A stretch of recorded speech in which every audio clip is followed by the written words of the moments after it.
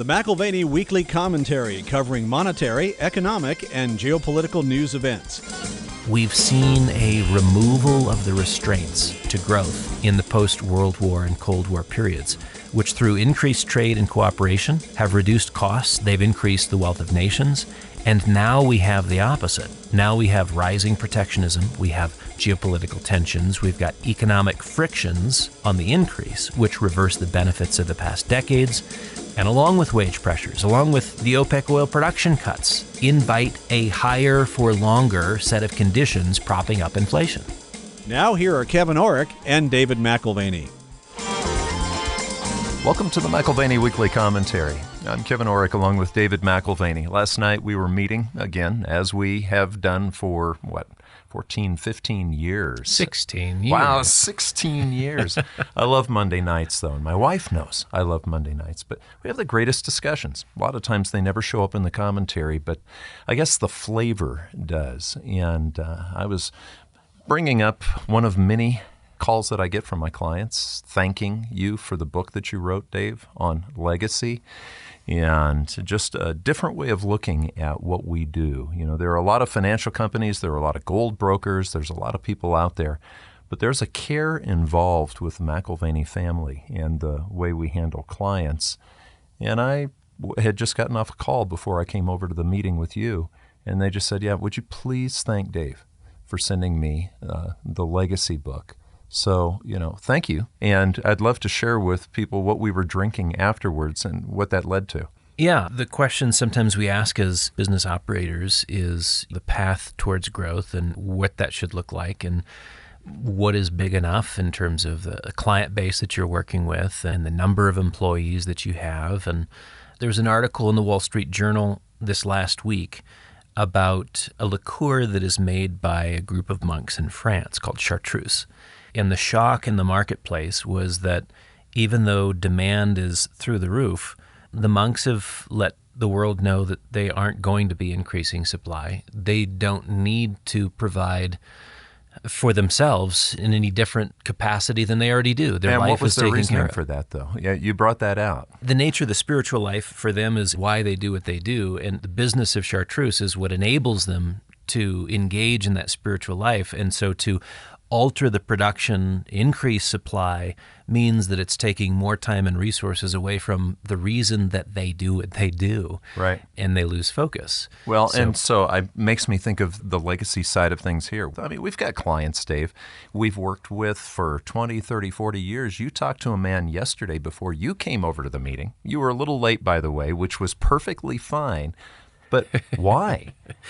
He knew my father 50 years ago. Yeah. And this is when my dad worked for a Wall Street firm.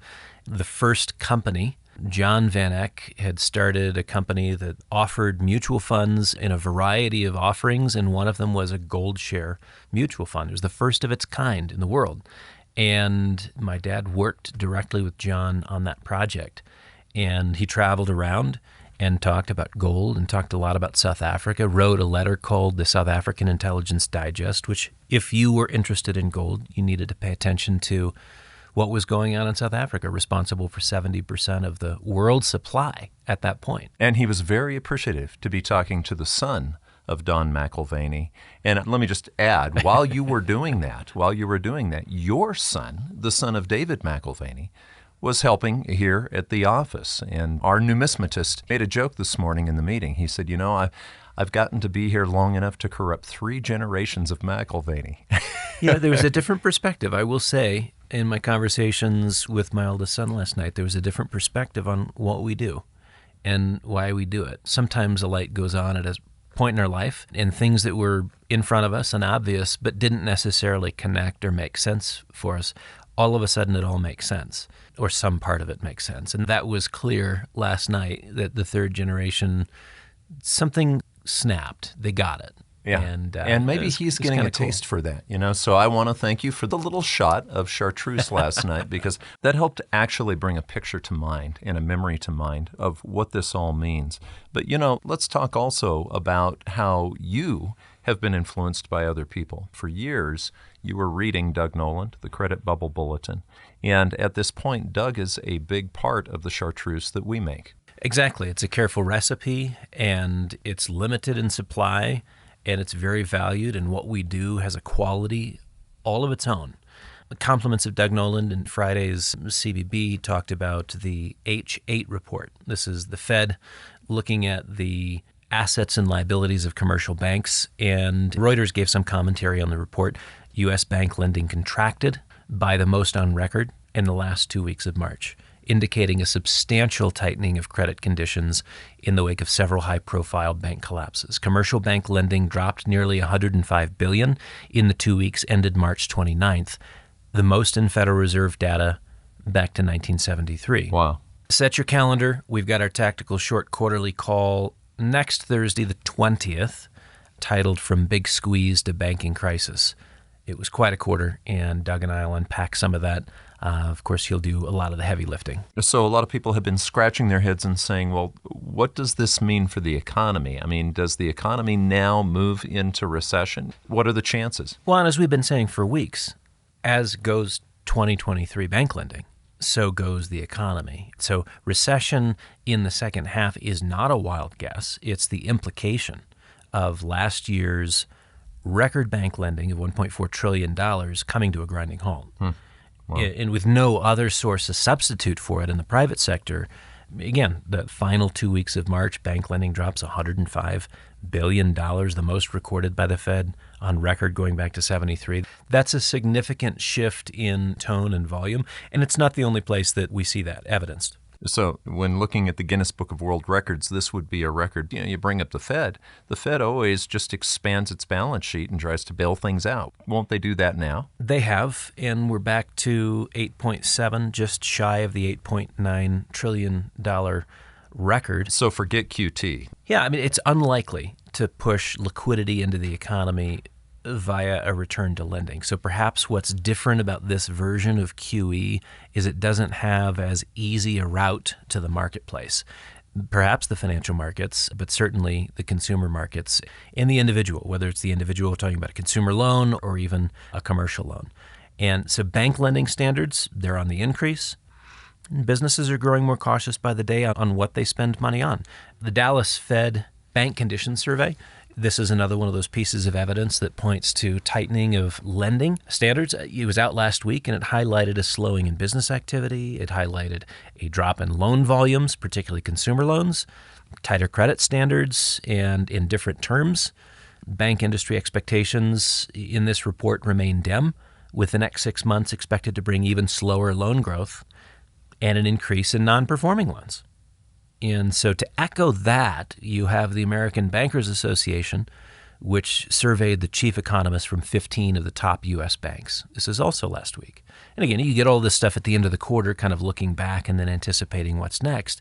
And from this collective, 15 economists, they conclude that credit conditions for consumers and businesses are expected to deteriorate over the next 6 months to their worst levels since the pandemic. So when credit contracts, I mean, ask Morgan, one of the guys who does your analysis here. Yeah. Morgan says as credit goes, so goes the economy. Yeah, as my colleague Morgan has said, to be clear, in our modern economy, if you choke off credit, you choke off the economy. So this quarter's earnings calls should give some light into the boardroom perspective, the executive perspective amongst your publicly traded companies as to what 2023 holds, not only in performance to date, but the forward guidance numbers. I'm going to be very interested to hear those.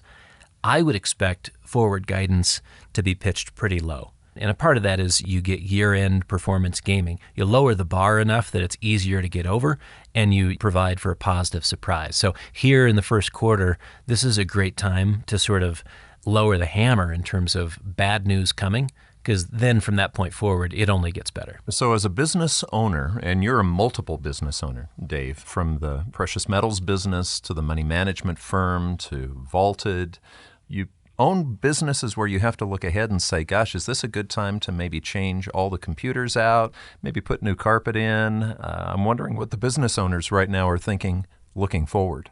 The famous book, Dress for Success, was kind of a take on the power tie and the nice pinstripe suit. I'm glad we're not caught up in that sort of frivolous take to what it means to be successful. Right. But you do invest for success, and how a corporation invests kind of defines its course. And you tend to be very clammed up and tight when you don't think it's going to be worth it. And you spend freely when you think there's going to be a benefit to those dollars spent. So speaking of economic activity, from business investment, Fred Hickey looks at the earnings calls of a couple of the big tech companies here in recent weeks. Are companies increasing their spend on enterprise software and hardware? And he does a deep dive into Dell and Oracle, and numbers from Q1 suggest that is not the case. Businesses versus consumers can make a far bigger splash when it comes to spending, and particularly in technology spending.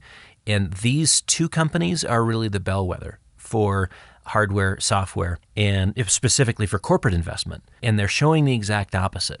Businesses are not opening the checkbooks and writing big checks. There's a real sense of caution here in the early stages of 2023. So there's another bellwether. Everybody watches Apple. And I noticed in the news, 41 million shares were sold by either Tim Cook or insiders at Apple. So is that a bellwether? Are they looking ahead and saying no new carpet right now? Well, $41 million in shares. And so it was a good number of shares all the same. But Apple is more the consumer-oriented company, and they are holding off on replacing the carpet. They pushed out their bonuses from April to October. The significance of that is October is a different fiscal year for them. So what would be compensation expense now gets pushed off into another year. Any surprise that in recent weeks, Tim Cook, it wasn't just the executives, it was the CEO, offloaded $40 million of Apple stock. And I would note that in terms of insider buying, there has been a decent uptick in the precious metals mining space. So insiders, you can tell what they're feeling about the prospects of their business, their career, the environment that their businesses are going into on the basis of how they spend their money, right? Insiders strive to increase economic benefit, decrease economic pain. They're humans just like us. And so watching what an executive does is often more compelling than listening to what they say. So to repeat, you've got executives at Apple selling their shares. You've got executives at gold mining companies buying shares. Right.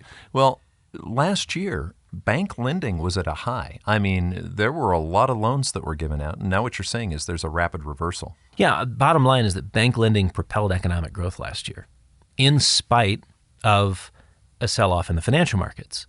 So you've got the financial markets and the economy. In 2022, they seem to drift apart. Sometimes we forget there's a contrast between the economy and the financial markets, but I think it's worth keeping in mind. 2023 doesn't have the free flow of bank liquidity to grease the gears of the economy. And we may very well have a combined economic slowdown and financial market decline coinciding in the second half of the year.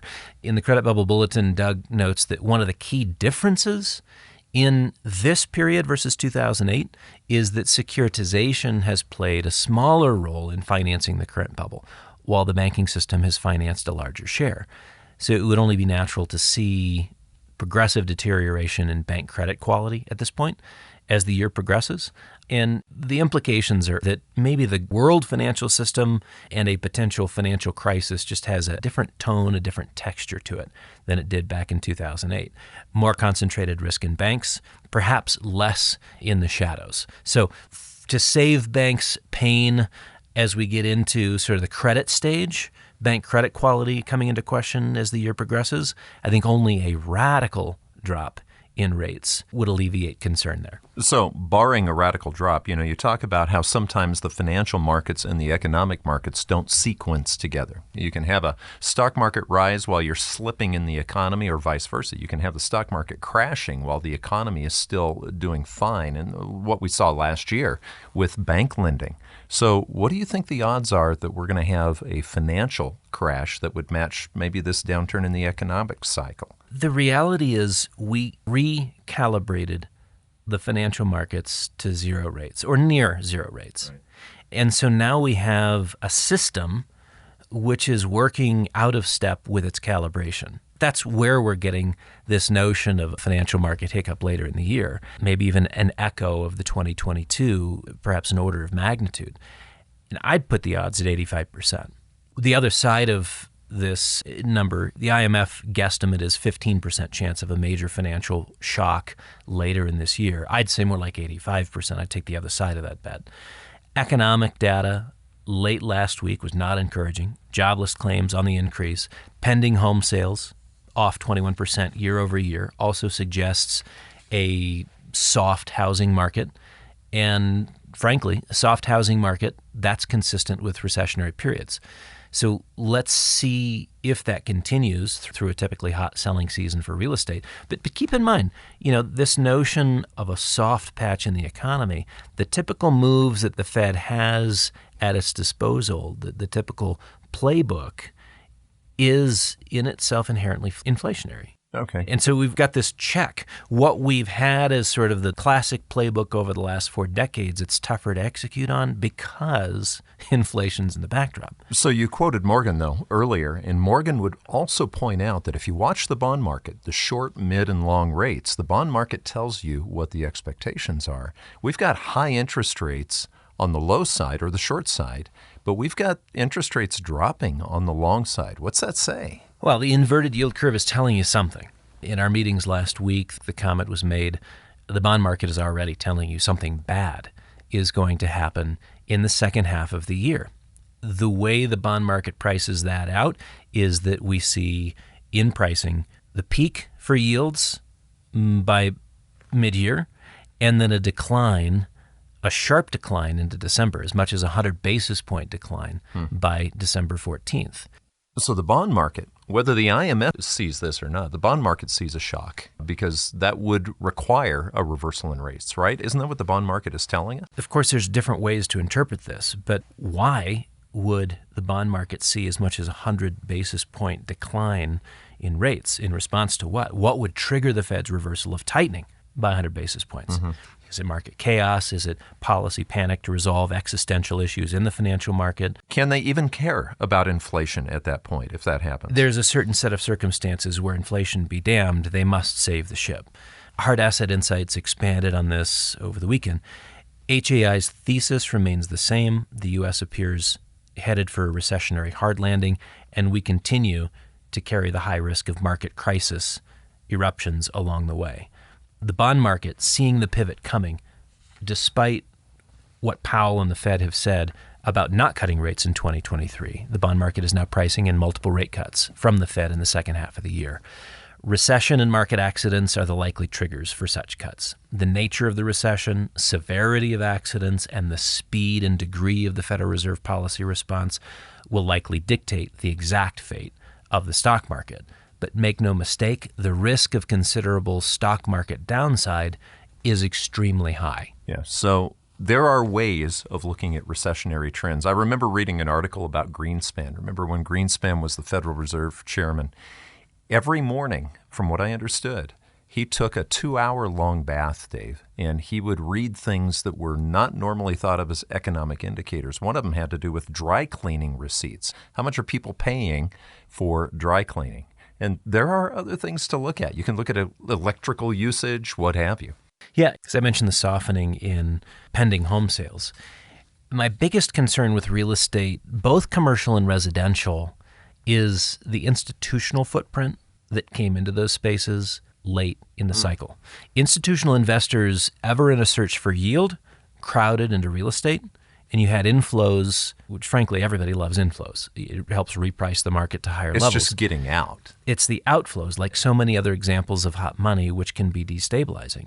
And to be frank, institutional outflows are price insensitive. You get a corporate decision made, we're going to cut this part of the portfolio, and it really is not a question of getting the last dollar on the asset. It's just blow it out, right?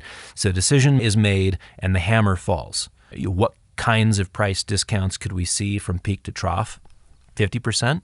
That may sound extreme, but we're already seeing, according to some analysts in the apartment space, from peaks, a decline of 21% or more. The value of office space, one version of commercial, which is down 25%. So we're already that far. Today, in terms of residential properties, we have a supply problem. But I think tomorrow we may not. And again, this is where the institutional buyer just says we're selling 10,000 homes in this particular state. We're selling 25,000 homes in this particular state. What happens when that kind of rush of supply hits the market? When an institution sells, it's fairly price insensitive.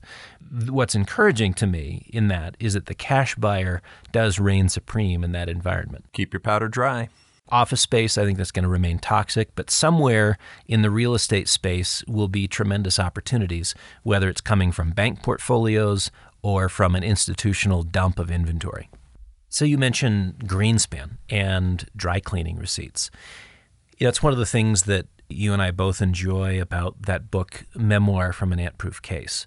Mark Halperin writes a heck of a story, and whether it's The Soldier of a Great War or Memoir from an Ant-Proof Case, you've got this guy in that particular story who's an economist, works for a Wall Street firm, but he's an unconventional economist. He's paid to travel, and he's paid to take notes on the things that he learns in the bakery and the cafe, and he actually learned some really interesting things in one particular bakery. But then there's the taxi cab ride and the small observations. Well, and even Jim Rogers, investment Absolutely. biker, right? Yeah. Just bike around the world and learn what you can. Right. So coming back to the economy, we've discussed electricity usage as a gauge of economic activity in places like China, where sometimes economic growth numbers can be sort of creatively concocted. Oh, you think?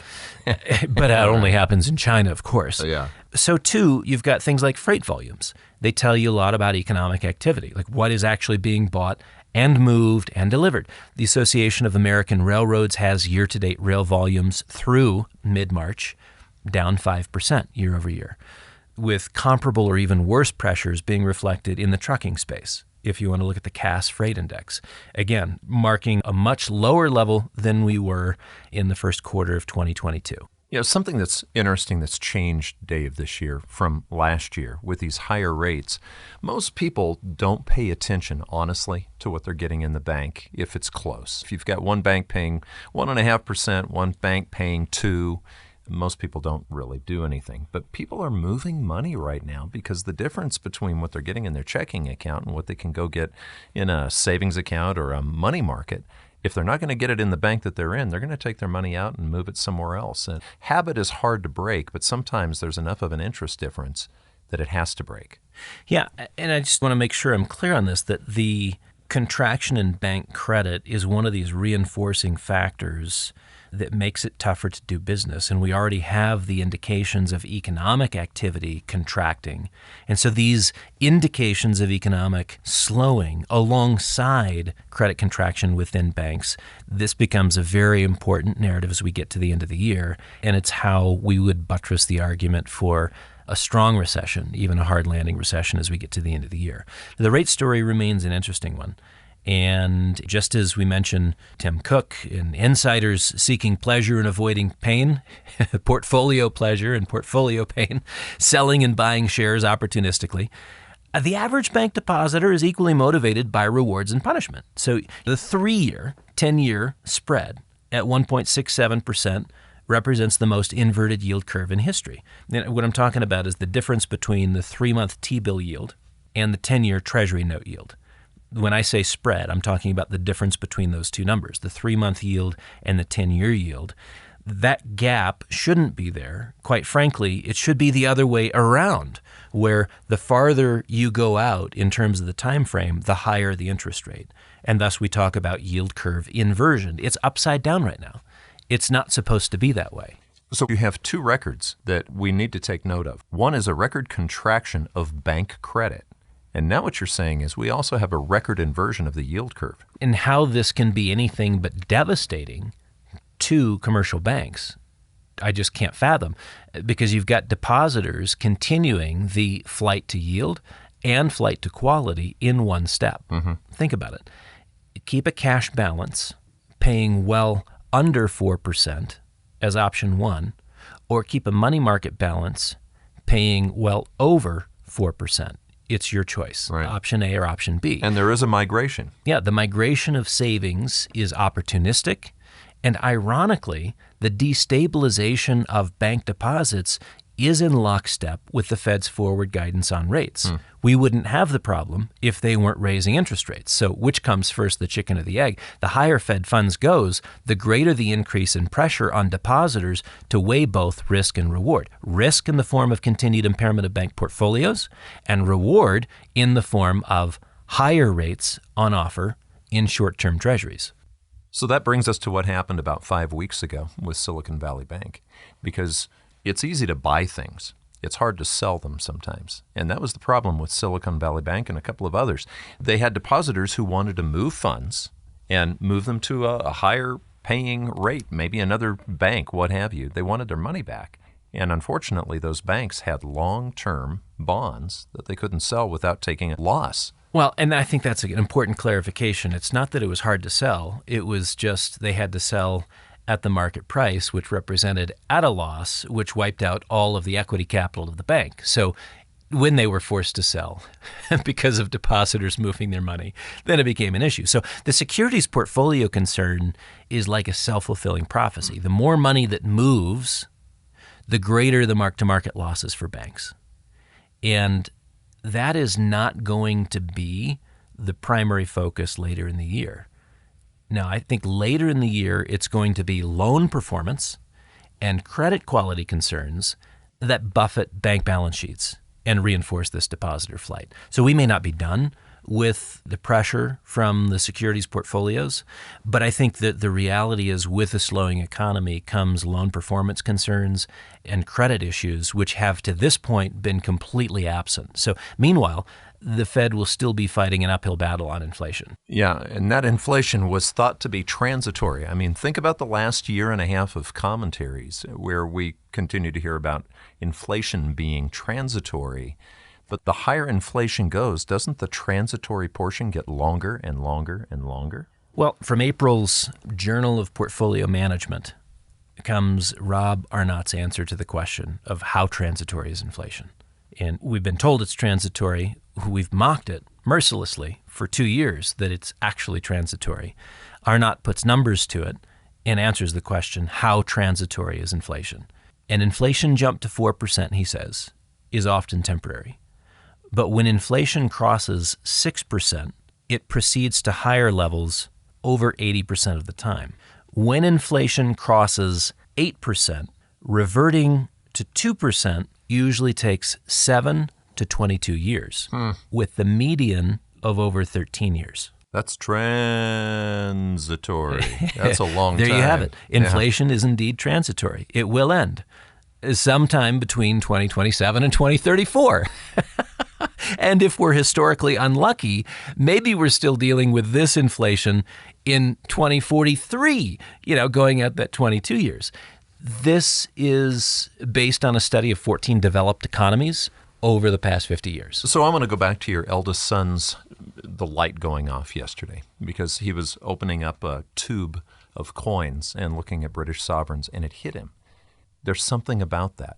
This is a tube of $15,000 to $20,000 worth of gold in something the size of a small magic marker pen. And it rang a bell. Hard assets are sort of hardwired into your family.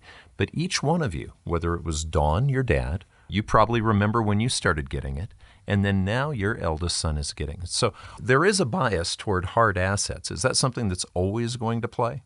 Yeah, I think there is, and I've talked about this on a commentary. My dad and I had a conversation. We were sitting in the castle in Germany. This is the Burg Els Castle. And we talked to the historian, and he said, the family has gone the distance.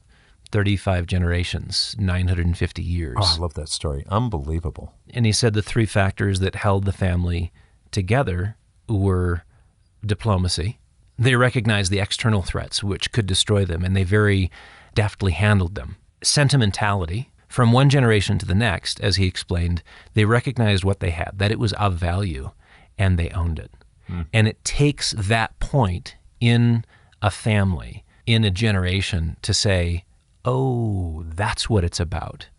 Okay, I like this. Skin in the game. I like this. Yeah. And unless there is that notion of sentimentality, like this is special and should be maintained, it's my turn to steward this through the next generation. Doesn't happen. So diplomacy, sentimentality, and kindness, they had another word for it, but essentially it was kindness in the way that they were going to deal with internal conflict. So if diplomacy is the external protective barriers and the knowledge of how the world works such that you don't get taken out by the enemy, kindness is how you don't implode and self-destruct because of relational difficulties at home. So diplomacy, sentimentality, kindness. I guess we could take those three things out of the commentary and into our world right now, and it would be very helpful. Absolutely. Maybe we could go out of the commentary and take those things back out into the world. It's a crazy world that we live in. And with that in mind, I think you can appreciate our bias for real assets versus financial assets in the years ahead. Are hard assets the only answer for an investor forever? Clearly not. But crafting a portfolio that can better perform in an extended period of above average inflation rates, that's sensible. And again, we look at these things, the increased economic frictions from a deteriorating global order are certainly a part of our outlook, even if this is not a factor in our Knott's inflation study. Key difference between now and the last 50 years is that we've seen a removal of the restraints to growth in the post-World War and Cold War periods, which through increased trade and cooperation have reduced costs, they've increased the wealth of nations, and now we have the opposite. Now we have rising protectionism, we have geopolitical tensions, we've got economic frictions on the increase, which reverse the benefits of the past decades, and along with wage pressures, along with the OPEC oil production cuts here in recent days, invite a higher for longer set of conditions propping up inflation. Yeah, and the longer and higher that the inflation goes, the more reality sets in. The IMF Financial Stability Report out this week is only concerned about a global economic hard landing if inflation persists. If. In the simple syllogism of if inflation persists, then we get a hard landing, our Knott's historical study moves up the likelihood to 100%. Let's be conservative and say 98.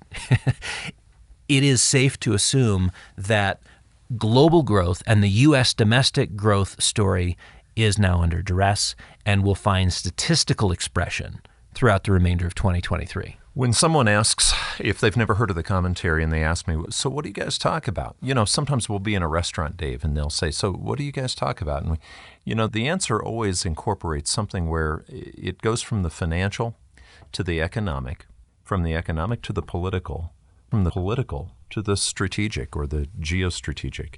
That seems to be the chain that you have followed since we started this commentary back in 2008. So if inflation does persist, if we do have this hard landing, what do the politicians do, Dave? They're going to become desperate. Part of the reason we connect these dots is, not unlike Quine's web of belief, we see the interconnections between things. The first person to bring this to my attention was a man by the name of Dr. Noble, who wrote a book on worldviews and showed the categorization of beliefs in the context of a particular and each individual worldview. And you begin to see how these things interact and interconnect. And so when you're talking about one aspect of politics, just adjacent to it is an aspect of economics, is an aspect of geopolitics, is an aspect of metaphysical belief. These things are never far off from each other. So for me, the most disconcerting aspect of what is taking shape within the markets, it's actually not the financial market chaos or an increase in unemployment or the likelihood of recession. It is that desperate politicians are likely to migrate or redirect ire sourced from economic pressure and pain, which obviously has a clear political consequence, one of the reasons why they need to redirect, and direct that instead to domestic political crisis or perhaps even an international geopolitical crisis. Think of these things, and this is perhaps the cynic in me, but the Treasury gets $45 billion to fortify its tax collecting ability through the Inflation Reduction Act. Mm-hmm. And apparently inflation reduction is a confusing term to politicians. It's taken to mean wealth redistribution or poverty equalization or something along those lines. But I swear there are in the political class today an abundance of self-loathing people who hate America and what America represents in the 20th and 21st century. The decisions that are being made that compromise our standing on the world scene is absolutely staggering, absolutely staggering. And I'd like to think that it's an accident. I would like to think that it's a coincidence of stupidity and not of evil. And someone always has to take the blame. And it's rarely the person who really should take the blame. Yeah, if it's not a domestic political crisis, in this iteration solved by the Treasury Finance 21st Century Gestapo, perhaps it's the unsettled state of foreign affairs where you have the ground for this current recession to go and die. How do we solve this recession? Well, perhaps it's war finance. What is it about war finance that is so compelling in this environment? You get to blame your neighbor for your personal problems, and then you get to improve economic activity or the impression of economic activity because you've got to increase manufacturing for tanks and bombs and guns. And we do poke the bear. We do poke the bear. Literally. I mean, what is brewing? Finland joins NATO and doubles the Russian borderlands connected to the security alliance. So this year, we migrate from Ukrainian, Crimean borderland insecurity with Russia to another level of Russian insecurity and unpredictability. Move further around the world, you've got the U.S. and Philippines in their joint exercises, either the most extensive military exercises in 3 decades, reversing Duterte's move towards China, much to the Chinese chagrin. South China Sea, it's today a conflict pressure cooker. We've got the U.S. naval vessels, looking like an accident waiting to happen, floating here and there throughout the South China Sea. You've got cooperation between the U.S. and South Korea, exasperating the North Koreans. Yeah, Dave, I just read that the South Koreans and the North Koreans have 2 phone calls a day. They have 2 phone calls a day every day.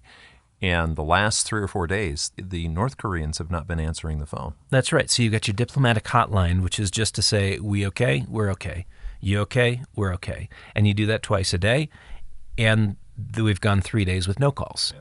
So, there's grievances, there's exasperation. Yeah, France is saying, don't get in between these guys. Don't try to connect yourself between China and America. You don't want to be in the middle. Well, is it that you don't want to be in the middle, or you just want to be on the right side of a potential conflict in history? I think Macron is sucking up to Xi Jinping and distancing himself from the U.S. and Taiwan as best he can for economic benefits.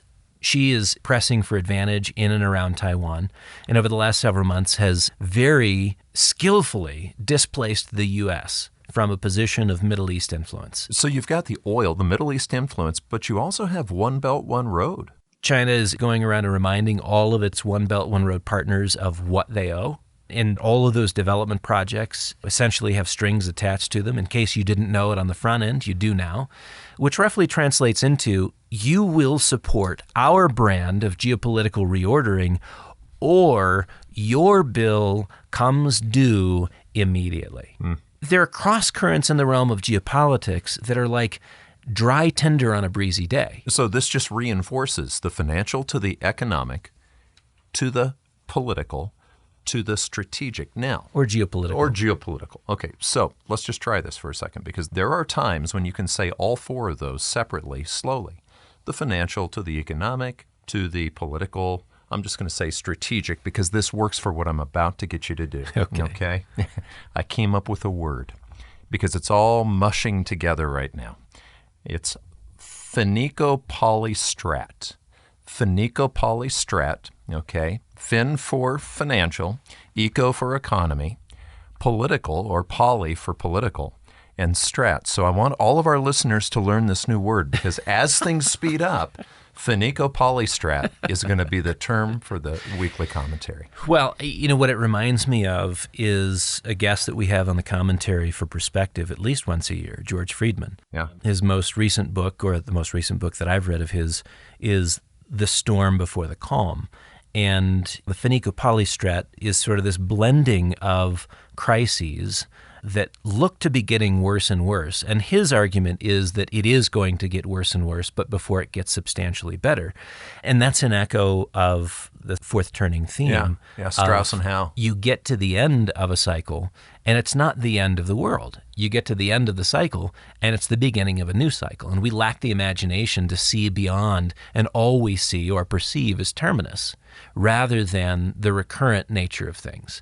The line between economic crisis and political or geopolitical upheaval is today almost non-existent. Finico Polystrap. Finico Polystrap. Yeah. So in this volatile world, you watch what people are doing, not just what they're saying. In this volatile world, you've got the Apple CEO selling shares of a company which is mispriced at $2.6 trillion in market cap. You've got the Chinese who are reducing their U.S. Treasury assets and boosting their gold reserves. Another 18 tons, by the way, in the month of March. That brings them to a 4-month total of 102 tons. Actions. What do they suggest? Nations are building gold stockpiles amidst a global inflation and rising geopolitical tensions. Actions speak louder than words. What are your actions going to be? You've been listening to the McAlvany Weekly Commentary. I'm Kevin Orrick along with David McAlvany. You can find us at McAlvany.com, McAlvany.com. And you can call us at 800-525-9556. This has been the McAlvany Weekly Commentary. The views expressed should not be considered to be a solicitation or a recommendation for your investment portfolio. You should consult a professional financial advisor to assess your suitability for risk and investment. Join us again next week for a new edition of the McAlvany Weekly Commentary.